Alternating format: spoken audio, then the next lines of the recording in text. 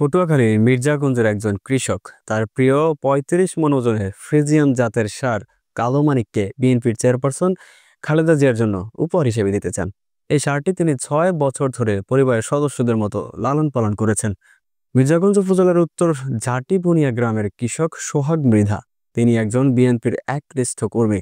তার পরিবারের সবাই মিলে এই বিশাল দেহের কুচকুচে কালো ষাঁড়টিকে ভালোবেসে লালন পালন করেছেন।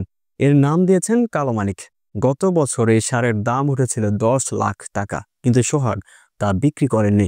এবার পবিত্র ঈদুল আজহা উপলক্ষে তিনি এই শখের ষাঁড়টি খালেদা জিয়াকে উপহার দিতে চান। এটি কোনো বাণিজ্যিক উদ্দেশ্য নয়, বরং তার প্রিয় নেত্রীর প্রতি গভীর ভালোবাসা ও সম্মানের প্রকাশ।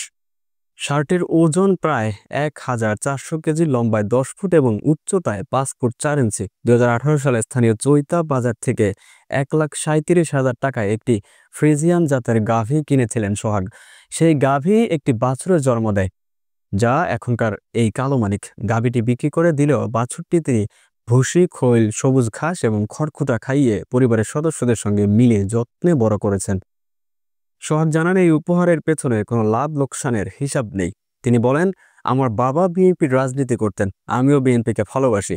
ভাইরাল হওয়ার জন্য নয়, আবেগ থেকেই প্রিয় নেত্রীকে আমার কালো মানিককে উপহার দিতে চাই। তার এই উদ্যোগ স্থানীয় বিএনপি নেতাকর্মীরাও উৎসাহিত।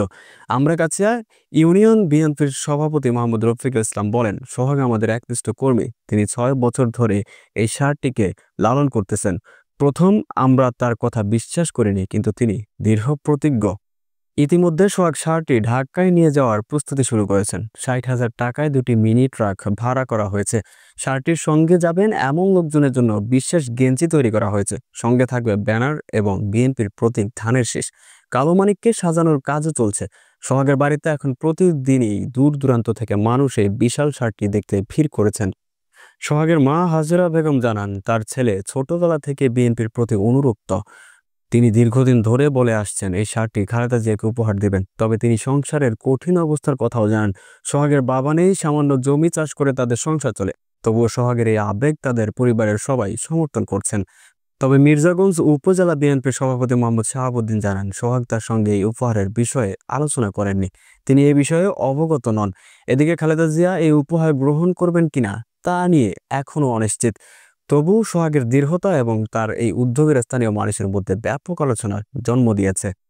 সোহাগ মৃধার এই গল্প শুধু একটি ষাঁড় উপহারের গল্প নয়, এটি একজন সাধারণ কৃষকের আবেগ, ভালোবাসা এবং ত্যাগের প্রতিফলন। তিনি কি তার প্রিয় নেত্রীর কাছে এই উপহার পৌঁছে দিতে পারবেন?